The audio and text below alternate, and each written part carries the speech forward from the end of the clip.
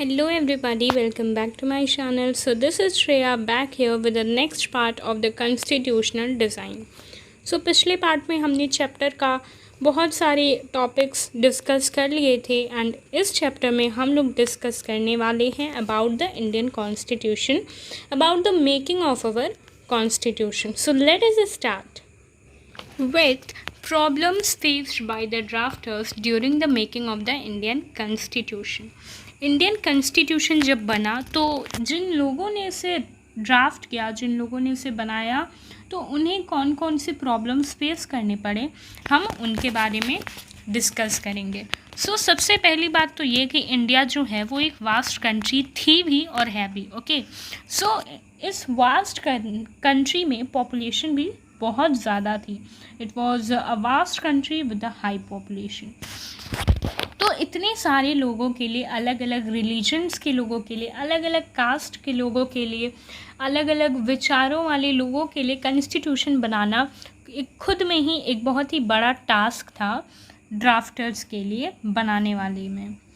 Now एक problem ये भी थी कि उस वक्त कंट्री जो था वो कुछ ऐसे दौर से गुजर रहा था कि कुछ ही समय पहले इंडिया का पार्टीशन हुआ था. पार्टीशन कैसा हुआ था? रिलीजियस डिफरेंसेस के बेसिस पे. यानी कि उसी वक्त बहुत ही कम समय पहले ही इंडिया और पाकिस्तान डिवाइड हुए थे. और जब इंडिया और पाकिस्तान डिवाइड हुए थे तो फिर एक वॉयलेंस का माहौल क्रिएट हुआ था. और उस वॉयलेंस के माहौल की वजह से वहाँ पे ऑलमोस्ट 10 लाख लोगों की मौत हो गई, उनकी डेथ हो गई, उन्हें मार दिया गया. At least 10 lakh people were killed from both sides due to the violence.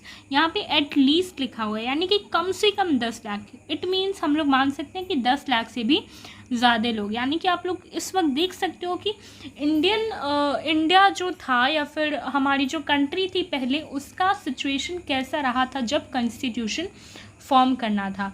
बहुत ही ज़्यादा वॉयलेंस का, बहुत ही ज़्यादा लोगों का एक तरफ से विरोधक, बहुत ज़्यादा उनका माहौल था उस वक्त कंट्री का. उसके लिए यहाँ पे कॉन्स्टिट्यूशन बनाना एक बहुत ही ज़्यादा बड़ी बात थी. एंड एक और रीज़न ये था कि the princely states decided to take shelter either in Pakistan, India और बीइंग एन इंडिपेंडेंट वन. अब ये जो वहाँ के ब्रिटिश रूलर्स थे, उन्होंने ये स्टेट्स के ऊपर छोड़ दिया कि अब आपकी मर्ज़ी, आप या फिर पाकिस्तान में जाओ या फिर इंडिया में जाओ या फिर आप अपने आप को इंडिपेंडेंट घोषित कर दो. तो मोस्टली जो लोग थे, मोस्टली जो पॉपुलेशन थी वो इंडिया में आ गई. अब उसके वजह से इंडिया की पॉपुलेशन और भी बढ़ गई. तो इस वक्त इस माहौल में कॉन्स्टिट्यूशन बनाना बहुत ही ज़्यादा मुश्किल हो रहा था for the makers, for the drafters. Now we shall start to the path to the constitution. ठीक है, साउथ अफ्रीका के बारे में हमने जब पढ़ा था पिछली वीडियो में, अगर आपने नहीं देखा है तो आप प्लेलिस्ट में जा कर के चेक कर सकते हो. हमने पिछली वीडियो में साउथ अफ्रीका के बारे में देखा था कि वहाँ के जो दोनों सोसाइटी थी, जो ब्लैक्स और वाइट्स थी, वो दोनों लोग एक साथ बैठ करके एक गैदरिंग करते हैं और फिर वहाँ पे वो लोग सोचते हैं कि उनका जो साउथ अफ्रीका होगा, नया साउथ अफ्रीका होगा, डेमोक्रेटिक साउथ अफ्रीका होगा, उसके लिए उन्हें कौन कौन से रूल्स चाहिए होंगे. बट उसके अनलाइक साउथ अफ्रीका, उसके विपरीत जो इंडियन लीडर्स थे, उनको इतना ज़्यादा डिस्कशन, इतना एग्रीमेंट करने की कोई ज़रूरत नहीं थी. Because much of this consensus was determined under freedom movement. जब फ्रीडम मूवमेंट हुआ था इंडिया में, जब ब्रिटिशर्स के जब फॉरेन रूल से हमें हटना था, तो जब फ्रीडम मूवमेंट के वक्त ही लोगों के अंदर जो भी इच्छाएं जगी, बहुत सारे उनके राइट्स के लिए उनके अंदर ये बात आई कि हमें भी ये राइट्स हमारे पास होने चाहिए. तो इसके लिए उन्हें इतना ज़्यादा सोचने की ज़रूरत नहीं थी. It was not only a movement against a foreign rule. जो फ्रीडम मूवमेंट था वो सिर्फ एक फॉरेन रूल के लिए ही, उसी के अगेंस्ट एक मूवमेंट नहीं था, but also it was a struggle to transform our society. वो एक तरह से एक ऐसा स्ट्रगल था जिसने हमारी सोसाइटी को ही ट्रांसफॉर्म कर दिया. Now, as far as in 1928, Motilal Nehru and 8 other Congress leaders drafted a constitution for India. Now 1928 में मोतीलाल नेहरू और साथ ही साथ उनके 8 अदर जो कांग्रेस लीडर्स थे उन्होंने कॉन्स्टिट्यूशन ड्राफ्ट किया इंडिया का, अभी ड्राफ्ट किया सिर्फ, ठीक है। नाउ इन 1931 में क्या हुआ कि INC यानी कि इंडियन नेशनल कांग्रेस जो थी उसने एक तरह से एक रिजोल्यूशन डिस्कशन के लिए एक रिजोल्यूशन बैठाया, कहाँ पे, कराची में। And the topic of that discussion was how India's constitution should look like.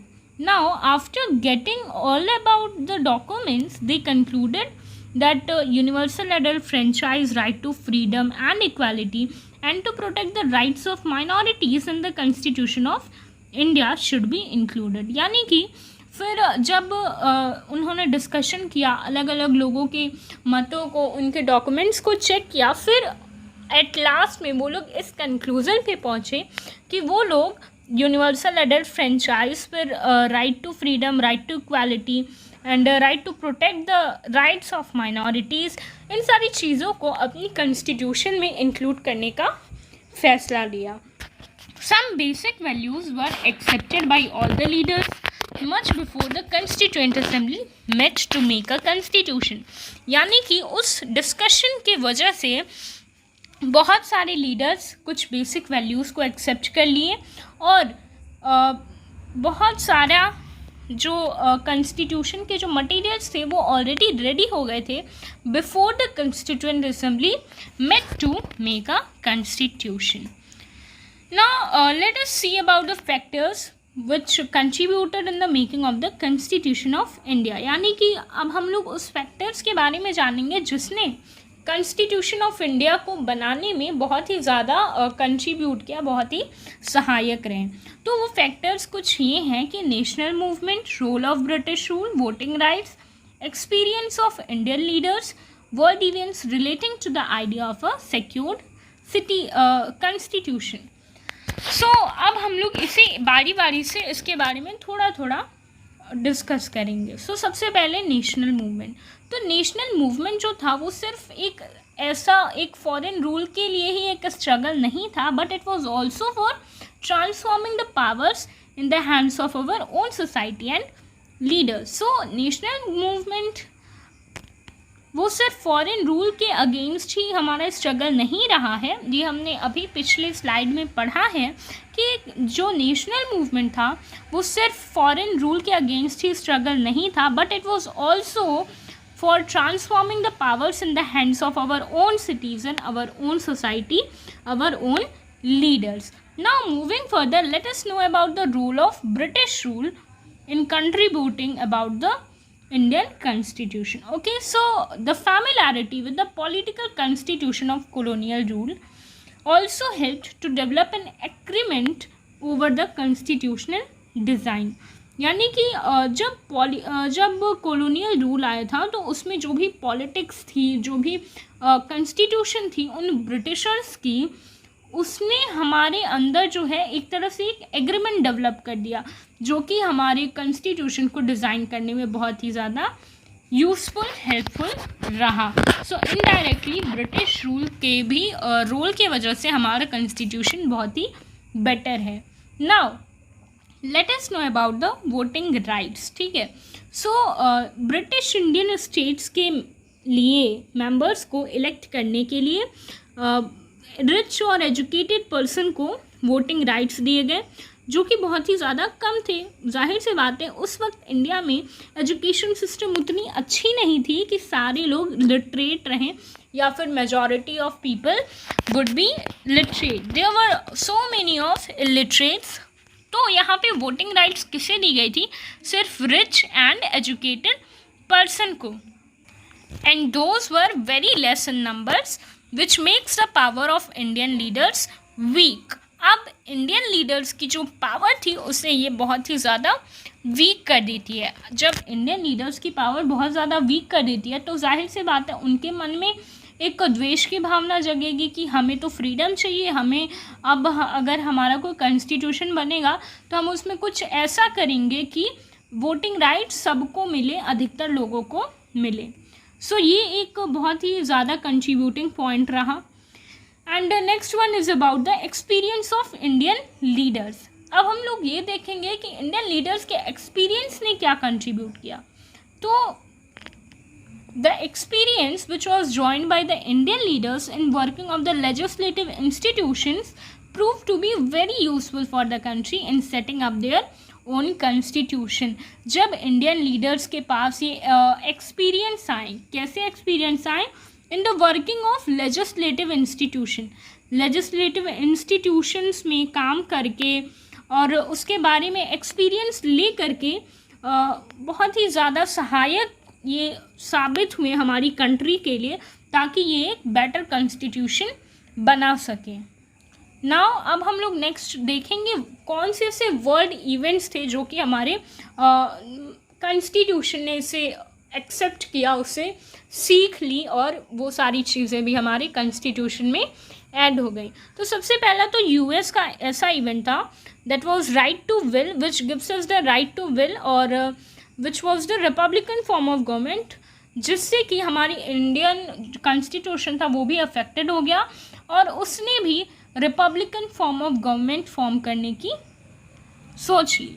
ना यूके में ऐसा क्या हुआ, तो यूके का जो पार्लियामेंट्री सिस्टम था वो कॉन्स्टिट्यूशन ड्राफ्टर्स को बहुत ही अच्छा लगा और उन्होंने पार्लियामेंट्री सिस्टम को भी अलाउ कर दिया अपने इंडिया में। ना from Canada they took federalism, from Russia they took the socialist revolution which was based on the society and economy, and from France हमने फ्रेंच रिवॉल्यूशन पढ़ा था, अगर आपने नहीं देखा है सो गो इन चेक इट आउट। सो जब फ्रेंच रिवॉल्यूशन में हमने पढ़ा था कि directive principle of equality, liberty and fraternity जो थी वही मेन एक कह सकते हैं मेन इच्छा थी फ्रांस के लोगों की। So about the directive principle of equality, liberty and fraternity was a very good thing for the constitution, and it was realized by the drafters and then they took it into the constitution of India। So France का भी बहुत ही अच्छा role रहा हमारी Indian constitution में। So this was all for today, and in the next video we shall discuss